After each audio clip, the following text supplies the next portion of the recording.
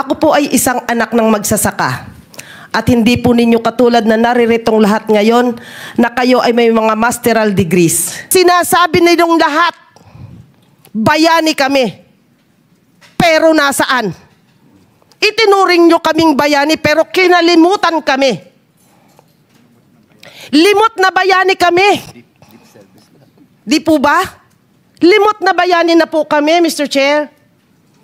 Kaya po, nasaan ang hustisya? Bibilhin ang aming palay, 8 piso, 10 piso. Kumain ka sa Jollibee, kumain ka sa McDo. Magkano ang isang kakapiranggot na kanin? 25?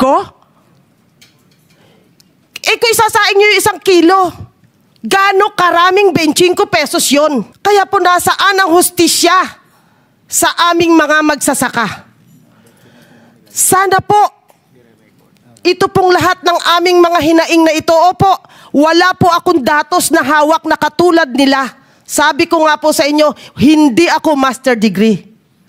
Wala po akong ganong kataas na pinag-aralan.